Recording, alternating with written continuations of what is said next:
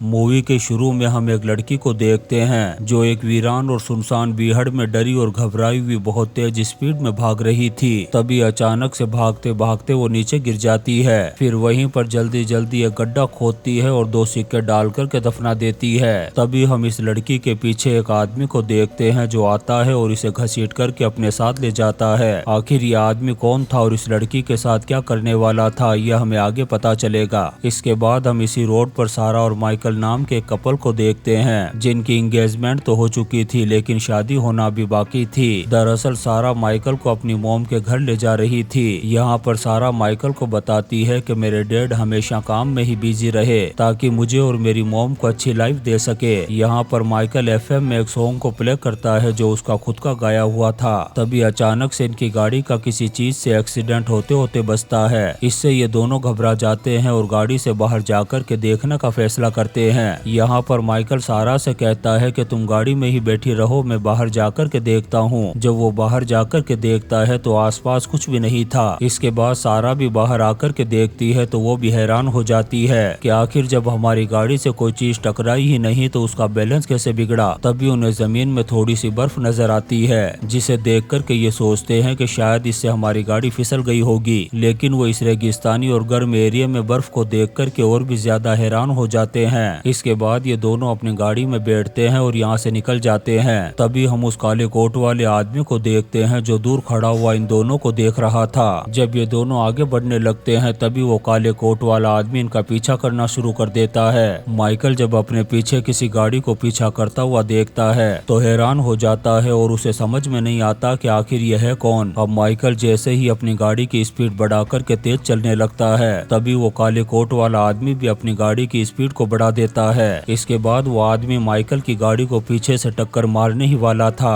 तभी माइकल अपनी गाड़ी को एक रेस्टोरेंट के बाहर रोक देता है। ये देख कर के वो आदमी यहाँ से आगे निकल जाता है। सारा माइकल से पूछती है कि आखिर तुमने गाड़ी क्यों रोक दी। तब माइकल उसे बताता है कि पता नहीं क्यों एक गाड़ी कब से ही हमारा पीछा कर रही थी और वो हमारी गाड़ी को पीछे से टक्कर मारने वाला था, इसलिए मैंने यहाँ पर गाड़ी रोक दी। अब ये दोनों खाना खाने के लिए रेस्टोरेंट के अंदर जाते हैं। तभी यहाँ पर हम उसी लड़की को देखते हैं जिसे हमने मूवी के शुरू में भागते हुए देखा था। ये लड़की यहाँ पर अकेली बैठी हुई थी और इसके हाथों से खून टपक रहा था और यहीं बगल में एक बूढ़ा कपल भी बैठा हुआ था जो काफी टेंशन में नजर आ रहा था। अब यहाँ पर माइकल सारा से कहता है कि हमें जल्द से जल्द शादी कर लेनी चाहिए, लेकिन सारा मना करते हुए कहती है कि मैं अपने डैड की परमिशन के बिना नहीं कर सकती। ये सुनकर के माइकल सारा से कहता है कि तुम्हारे डैड को हार्ट अटैक आते रहते हैं और पता नहीं उनकी मौत कब हो जाए। ये सुनकर के सारा उससे नाराज हो जाती है और कहती है कि तुम्हें ऐसी बात नहीं करनी चाहिए। तभी इनके पास एक वेट्रेस ऑर्डर लेने के लिए आती है। तब माइकल अपने लिए कॉफी ऑर्डर करता है और सारा ड्रिंक लाने के लिए कहती है। उधर उस बूढ़े कपल को भी जब खाना ला करके दिया जाता है तो वो खाना उन्हें कुछ अजीब तरह का और बहुत ही ज्यादा ठंडा लग रहा था। सारा जब उनकी बातों को सुनती है तो उसे भी कुछ अजीब सा लगता है। उधर वो वेट्रेस माइकल और सारा के पास 2 क्वार्टर्स लेकर के आती है। तब माइकल उससे पूछता है कि आखिर ये क्यों लेकर के आई हो। तब वो वेट्रेस कहती है कि इससे तुम कुछ भी कर सकते हो। जब माइकल ज्यूम बॉक्स में उस क्वार्टर्स को डालता है तो उसका सॉन्ग बजने लगता है। इससे ये दोनों काफी हैरान हो जाते हैं। वहीं दूसरी तरफ हम उस काले कोट वाले आदमी को देखते हैं जो रेस्टोरेंट के बाहर एक गाड़ी में बैठ कर के इनके बाहर आने का इंतजार कर रहा था। उस आदमी के दांत लंबे और बहुत ही ज्यादा डरावने थे। उसे देख कर के ऐसा लग रहा था कि जैसे ये कोई डीमन हो।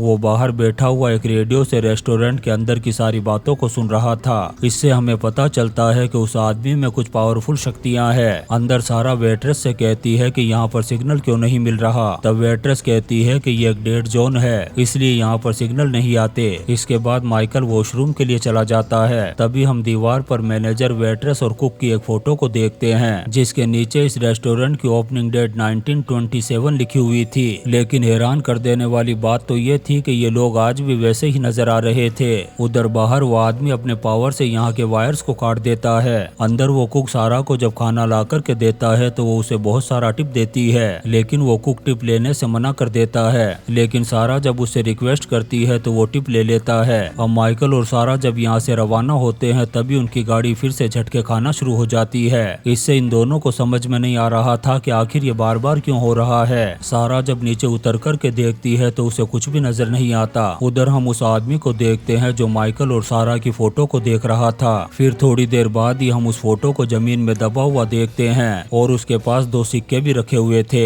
उधर वेट्रेस और कुक मैनेजर के पास जाकर के पूछते हैं कि हमें अब उन लोगों के साथ क्या करना है। तब मैनेजर कहता है कि जो भी होने वाला है बस उसे होने दो। तब वेट्रेस और कुक मैनेजर से कहते हैं कि हमें उन दोनों की मदद करनी चाहिए, लेकिन वो मैनेजर इसके लिए साफ मना कर देता है और कहता है कि अगर हमने उनकी मदद की तो हमारी भी माँ बहन एक कर दी जाएगी। यहाँ पर वो मैनेजर कहता है कि हम तीनों ने उसके लिए ही डील की है, इसलिए हम उसके साथ कभी भी गद्दारी नहीं कर सकते। तभी यहाँ पर बैठी हुई वो लड़की इन तीनों से कहती है कि तुम उन दोनों को मेरे हवाले कर दो, फिर जो मेरी मर्जी होगी मैं उनके साथ कर लूंगी। लेकिन वो मैनेजर इसके लिए भी साफ मना कर देता है। यहाँ पर हमें पता चलता है कि ये सभी लोग एक टाइम लूप में फंसे हुए थे। ये लोग यहाँ से बाहर निकलने की बहुत कोशिश करते हैं लेकिन निकल नहीं पाते, और बाहर जो डेंजर आदमी बैठा हुआ था वो टाइम लूप का एक डोर कीपर था जो इन सभी को अपनी दुनिया में ले जाना चाहता था। उधर माइकल और सारा ये सोच ही रहे थे कि आखिर उनके साथ हो क्या रहा है। तभी इन्हें उस आदमी की गाड़ी नजर आती है जो ठीक इनकी गाड़ी के पीछे ही खड़ी थी। इससे सारा का दिमाग खराब हो जाता है और वो उस आदमी से ये पूछने के लिए जाती है कि आखिर वो हमारा पीछा क्यों कर रहा है। जब वो आदमी गाड़ी के शीशे खोल कर के अपने भयानक दांत दिखाता है, जिसे देख कर के सारा बुरी तरह से डर जाती है और भाग कर के अपनी गाड़ी में बैठ जाती है। अब ये दोनों यहाँ से निकलते हैं। तब माइकल कहता है कि आखिर वो आदमी था कौन। तब सारा बताती है कि वो इंसान तो बिल्कुल भी नहीं लग रहा था।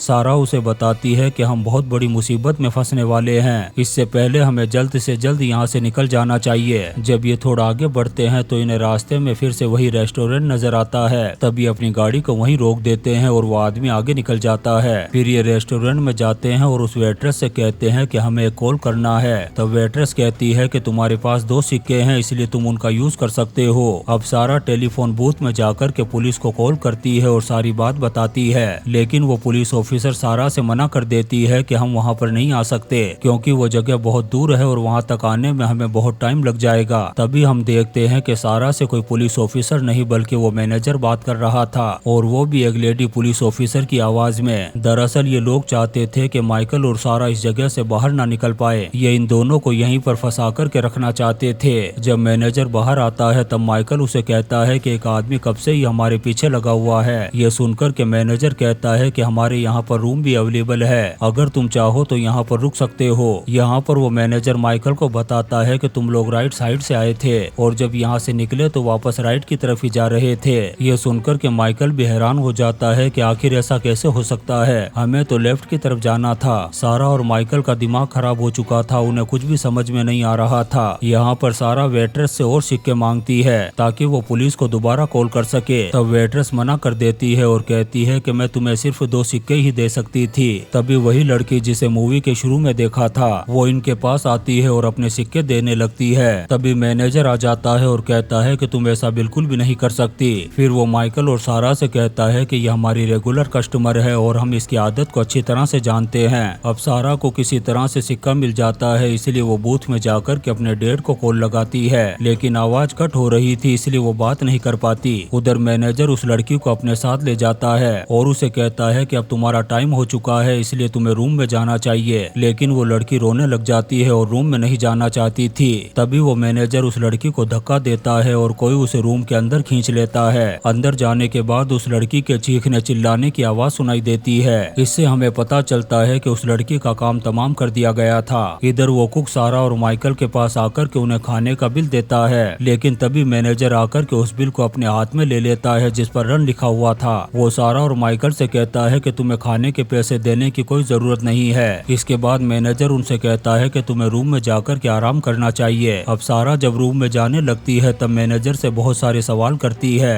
इससे मैनेजर का दिमाग खराब हो जाता है और वो सारा का नाम बोल कर के कहता है कि ज्यादा सवाल पूछ कर के मेरा दिमाग खराब मत कर। ये सुनकर के सारा भी हैरान हो जाती है कि आखिर इसको मेरा नाम कैसे पता। सारा ये बात माइकल को बताती है और कहती है कि मुझे यहाँ पर कुछ गड़बड़ लग रही है। तभी सारा को रूम में वो लड़की नजर आती है जिसे एक आदमी पकड़ कर के ले जा रहा था। ये देख कर के वो और भी ज्यादा घबरा जाती है। तभी वो मैनेजर माइकल का भी नाम लेता है। तब माइकल पूछता है कि आखिर तुम हमारे नाम कैसे जानते हो। तब मैनेजर कहता है कि मैं तुम दोनों के बारे में सब कुछ एक्सप्लेन कर सकता हूँ। ये सुनकर के सारा और माइकल यहाँ से भागते हैं और अपनी गाड़ी में बैठ कर के जाने लगते हैं, लेकिन वो देखते हैं कि वो बार बार उसी रेस्टोरेंट के पास पहुँच रहे हैं। इससे उन्हें लगने लगता है कि वो एक लूप में फंस चुके हैं और यहाँ से बाहर नहीं निकल सकते। उधर वो डीमन जैसा आदमी फिर से सारा और माइकल के पीछे लग जाता है। अब ये दोनों यहाँ से बाहर निकलने की बहुत कोशिश करते हैं लेकिन निकल नहीं पाते। उधर कुक अपने हेडक्वार्टर में कॉल लगा करके कहता है कि हमें जो कपल चाहिए था शायद ये वो नहीं है, हमसे कोई बहुत बड़ी गलती हो गई है। उधर सारा और माइकल की गाड़ी का पेट्रोल खत्म हो चुका था, इसलिए वो दोनों फैसला करते हैं कि अब हम यहाँ से पैदल ही जाएंगे। जब वो जाने लगते हैं तभी वो अपनी गाड़ी को देखते हैं जो उल्टी पड़ी थी और डैमेज हो चुकी थी। ये देख कर के वो शॉक्ड हो जाते हैं कि ऐसा कैसे हो सकता है। तभी उन्हें अपनी गाड़ी पर खून लगा हुआ दिखाई देता है। इससे उन्हें लगने लगता है कि वो दोनों मर चुके हैं और आत्मा बन चुके हैं और वो डीमन जैसा आदमी यमराज है जो उन्हें नर्क में ले जाना चाहता है। अब ये सोच कर के ये दोनों यहीं पर बैठ कर के रोना शुरू कर देते हैं। जब ये वापस से भाग कर के उस लूप में पहुंचते हैं तो इन्हें अपनी गाड़ी एकदम सही सलामत मिलती है। तब ये उसमें बैठ कर के वापस उसी रेस्टोरेंट में पहुंच जाते हैं। फिर सारा उस मैनेजर के पास जाकर के सच्चाई पूछती है। तब वो उसे बताता है कि तुम्हारी दुनिया और इस दुनिया में एक बहुत बड़ा फर्क है और जिस इंसान का भी इस रोड पर एक्सीडेंट हो जाता है वो हमारी इस दुनिया में आ जाता है। फिर उसका फैसला होता है कि वो नर्क में जाएगा या स्वर्ग में। वो उसे कहता है कि ये रेस्टोरेंट एक बर्ग टेरी है और यहीं पर तुम्हारा भी फैसला होगा कि तुम्हें कहाँ पर भेजा जाएगा। वो मैनेजर इन्हें बताता है कि हम लोग भी यहाँ पर काफी टाइम से फंसे हुए हैं, इसलिए हमें यहाँ पर मैनेजमेंट का काम दिया गया है ताकि हम तुम जैसे लोगों को उस रूम में भेज सकें और वहीं से तुम्हें स्वर्ग या नर्क में भेजा जाएगा। और वो डीमन जैसा दिखने वाला आदमी एक फेरीमैन है जो तुम्हें अपने साथ ले जाएगा, इसीलिए वो हर किसी का पीछा करता है ताकि उन्हें रोक करके उनकी आत्मा को अपने साथ ले जा सके।